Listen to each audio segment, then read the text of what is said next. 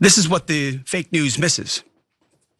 We've taken control of Iran's airspace and waterways without boots on the ground. We control their fate. But when a few drones get through or tragic things happen, it's front page news. I get it. The press only wants to make the president look bad, but try for once to report the reality. The terms of this war will be set by us at every step. On the contrary, I would actually love to live in a country where we have a great president and I can help make the president look good. But we unfortunately don't live in that kind of country. We live in a country that is ruled by a leader that has his balls firmly grasped by a foreign leader. And so as a result, the US has been dragged into a war against Iran that has quickly escalated into a regional war. Things have already gotten out of control. The US is low on missile interceptors, which is pretty disastrous considering the fact that the interceptors are far more expensive and difficult to make compared to the cheaper drones and missiles that Iran seems to have in abundance. So that's what we're dealing with right now. But of course, Pete Hegseth would like us to stop talking about this. He would like us to stop drawing attention to the fact that we've already lost at a minimum 6 members of our military, men and women in our armed services. And this is in Israel. Israel likes to hide the damage that they have sustained as a result of the war that they've been egging on. Tel Aviv has been battered. I don't know how high the death toll is in Israel because they prevent journalists on the ground from reporting the specific details of how much damage the Iranians have managed to do in Tel Aviv. But we're in the United States of America, and our soldiers deserve to have their names read, to have their memories brought up, considering the fact that they sacrificed in their minds for our country. In the end, they ended up losing their lives on behalf of a foreign country. So to be fair, there are 2 things Hegseth could be referring to in the statement that we showed you earlier. So he could be talking about the deaths of Americans. He could also be referring to that strike on a elementary school that killed 160 children, elementary age children. Both look bad for Trump, there's no question about that. And CNN's Caitlin Collins decided to press the White House press secretary, Caroline Leavitt, about this. And things got heated, to say the least. Take a look. Given what Secretary Hegseth said this morning, is it the position of this administration that the press should not prominently cover the deaths of US service members? No, it's the position of this administration that the press in this room and the press across the country should accurately report on the success of Operation Epic Fury and the damage it is doing to the rogue Iranian regime that has threatened the lives of every single American in this room. If the Iranian regime had their choice, they would kill every single person in this room. And so we can all be very grateful that we have an administration and that we have men and women in our armed forces who are willing to sacrifice their own lives for the rest of us in this room and for every American across the country and for every troop that is based in the Middle East. That's what these. Secretary Hegseth was complaining that it was front page news about these 6 service members who were killed. That's not what the secretary said, Caitlin, and that's not what the secretary meant, and you know it. You know you are being disingenuous. You and your network know that you take every single thing this administration says and tries to use it to make the president look bad.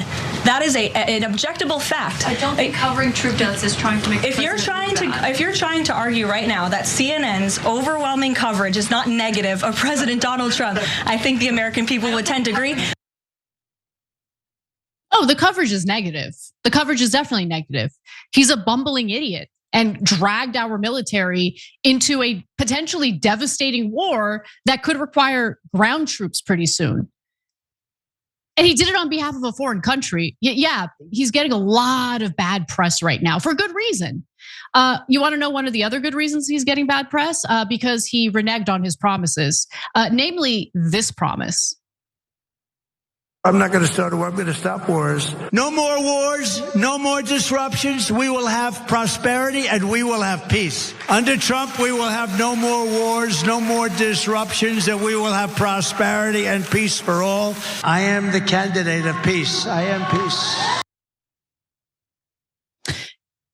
Just a side point, Ukraine's in a lot of trouble because we're not even able to provide interceptors for Persian Gulf allies of ours because we're low on interceptors and we're using everything we have to protect Israel. So I don't know what's going to happen with Ukraine. And the opportunities to agree to a peace deal where Ukraine, yes, would have to give up some of their land, but at least they wouldn't have more of their land taken by Russia. They should have taken those deals, to be honest with you, because now Ukraine is an afterthought for the Trump administration entirely. Anyway, moving on. According to new polling from CNN and SSRS, many Americans do believe that Trump is an idiot. Okay, that's not what the poll asked, to be fair. Americans don't believe that Trump tried hard enough to avoid war. And I think that that's an accurate frame of mind. So 6 in 10 Americans disapprove of the direction or the decision to take military action against Iran. So this is just the latest poll. There have been similar polls that we've shared with you.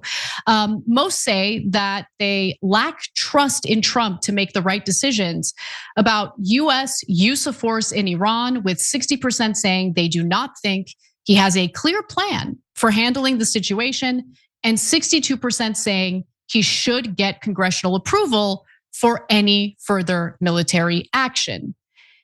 The poll is just absolutely horrible for the Trump administration and for the Republicans as we get closer to the midterm elections. So for instance, just over a quarter, 27% feel that the US made enough of an effort at diplomacy with Iran before using military force, with 39% saying the US did not try hard enough at diplomacy first, and 33% say that they're unsure. By the way, these polls, as it pertains to foreign policy issues, tend to have a high percentage of Americans responding don't know or unsure. And that really is an indictment of our media, because foreign policy is something that, generally speaking, the media stays away from. And as a result, when these conflicts happen, unless you're, a bit of a news junkie or really care about foreign policy, you're not necessarily going to know exactly what's going on. And I think that's by design. Now, I do want to talk about the US service members who have been killed, because 4 out of 6 have been identified so far. By the way, this is just my speculation. I hope I am wrong about this, but I do have a gut feeling that, considering all of the damage the US has sustained at our embassies, at like that CIA center in Saudi Arabia, I think that the casualties on the American side likely are higher than we know, but we're gonna have to wait for confirmation on that. For now, though, I wanna show you the 4 service members who have been identified, who did lose their lives through strikes while they were in Kuwait. So clockwise from the top left, you have Declan J. Cody, age 20, 20-year-old kid. 20-year-old kid, guys, not even old enough to drink an alcoholic beverage, lost his life in Kuwait as he was in a triple wide trailer that Pete Hegseth lied and said was fortified. Nicole Amor, 39 years old. Noah Tietjens, 42 years old, and Cody Cork, 35 years old. What's even more devastating about the fact that these individuals lost their lives was that a few of them were actually about done with their military service. So Hegseth claimed that they were, again, in a fortified building. That wasn't true. The only thing that the building had to protect it was like a concrete wall that was erected specifically to prevent damage from possible suicide bombers, as if we're like in 2003 right now, but okay. So Tietjens and Amor were potentially going to basically retire from their military careers. This was supposed to be their last deployment. So Amor's 18-year-old son was getting ready to graduate, and she didn't want to miss any more of her 9-year-old daughter's childhood. And Tietjen was 3 months away from finishing his deployment in Kuwait. His brother told the New York Times he just wanted to get there and get it over with and get back. So with that in mind, I want to turn to Mark Levin, who has egged on this disastrous war and callously discusses the loss of American lives in this next video. Unfortunately, every casualty is very sad, and it affects a family. And we don't like the fact that we lose any red-blooded Americans. But the battle against the Iranian regime, the purpose is to protect the American people, protect our armed forces, protect the homeland, help our allies, protect tens of thousands of people from being slaughtered, who've been slaughtered. And yes, retribution, to make it clear that you don't get to do this to us for half a century without any effective response. So of course, if we lose heroes, and we lost 3, and there may be born, the president says likely so, because it's a massive military operation. It's a terrible thing. They gave their lives. They gave their lives for a great cause.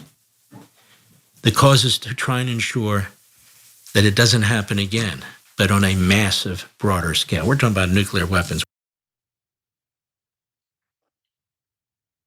I know that probably didn't sound callous, but to me, it's callous because he's lying, repeating the same BS. The only group of people who have killed tens of thousands of individuals in the Middle East are the Israelis. Iran did not kill tens of thousands of Americans. The only country in the Middle East lately that has killed Americans are the Israeli settlers in the West Bank. 10 Americans have been killed in the West Bank since October of 2023. And then you have the 6 American soldiers who got killed in Kuwait as this stupid war against Iran kicked off. And at least Mark Levin understands that here in America, you can't be as brazen about how little you care about the lives of our soldiers as you can be in Israeli media. Israeli media, they're much more honest. And I want to turn to Niv Raskin over at, I believe it was Channel 12 News in Israel. Here's what he had to say about American troops as they came under friendly fire in Kuwait. Now, this had to do with American troops whose jets were shot down. Luckily, they were all ejected from the planes and they're okay. They didn't die. But nonetheless, the wording here that you're about to hear from Raskin is important. Take a listen.